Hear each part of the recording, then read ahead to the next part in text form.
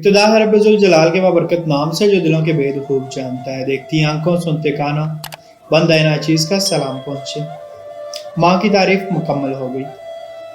اشفاق احمد اکثر کہا کرتے تھے کہ آدمی عورت سے محبت کرتا ہے جبکہ عورت اپنی اولاد سے محبت کرتی ہے۔ اس بات کی مکمل سمجھ مجھے اس رات آئی، یہ گزشتہ صدی کے آخری سال کی موسم بہار کی ایک رات تھی۔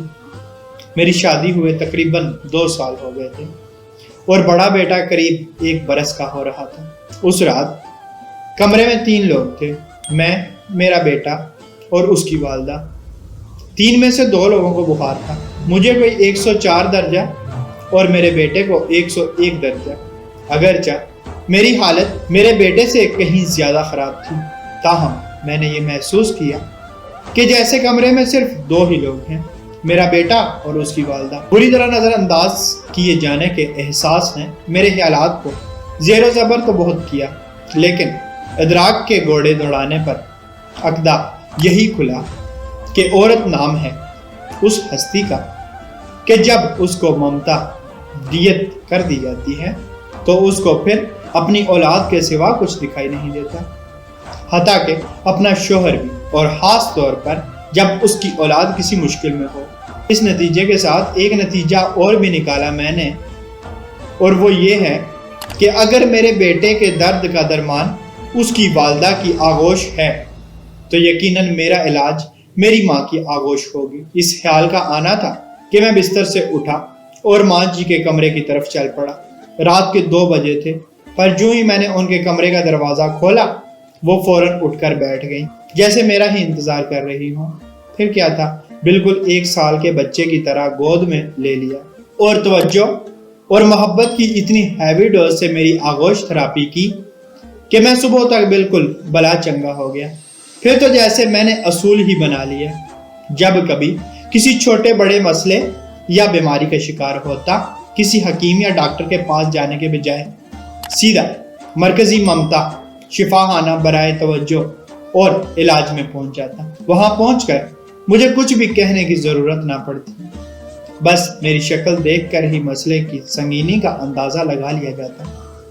میڈیکل ایمرجنسی ڈکلیئر کر دی جاتی، مجھے میڈیکل سپرنٹینڈنٹ ماں جی کے ہی بستر پر لٹا دیا جاتا اور ان کا ہی کمبل اڑا دیا جاتا۔ کسی کو یخنی کا حکم ہوتا تو کسی کو دودھ لانے کا۔ خاندانی معالج کی ہنگامی طلبی ہوتی۔ الغرض توجہ اور محبت کی اسی ہیوی ڈوز سے آغوش تھراپی ہوتی اور میں بیماری کی نوعیت کے حساب سے کبھی چند گھنٹوں اور کبھی چند پہروں میں ہی روبہ صحت ہو کر ڈسچارج کر دیا جاتا۔ یہ سلسلہ تقریباً 3 ماہ قبل تک جاری رہا۔ وہ وسط نومبر کی ایک خنک شام تھی، جب میں فیکٹری سے گھر کے لیے روانہ ہونے لگا تو مجھے لگا کہ مکمل طور پر صحت مند نہیں ہوں۔ تبھی میں نے آغوش تھراپی کروانے کا فیصلہ کیا اور گھر جانے کی بجائے ماں جی کی خدمت میں حاضر ہو گیا، لیکن وہاں پہنچنے پر اور ہی منظر دیکھنے کو ملا۔ ماں جی کی اپنی حالت کافی ناگفتہ بات تھی۔ پچھلے کئی روز سے چل رہے پھیپھڑوں کے عارضے کے باعث بخار اور درد کا دور چل رہا تھا۔ میں خود کو بھول کر ان کی تیمارداری میں جت گیا۔ مختلف ادویات دی، خوراک کے معروف ٹوٹکے آزمائے، مٹھی چاپی کی، مختصر یہ کہ کوئی 2 گھنٹے کے آؤ بھگت کے بعد ان کی طبیعت سنبھلی اور وہ سو گئی۔ میں اٹھ کر گھر چلا گیا۔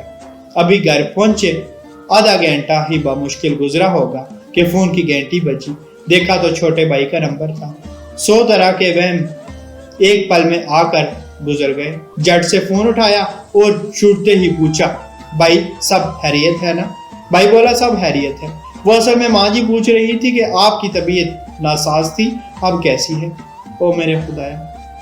اس روز میرے ذہن میں ماں کی تعریف مکمل ہو گئی۔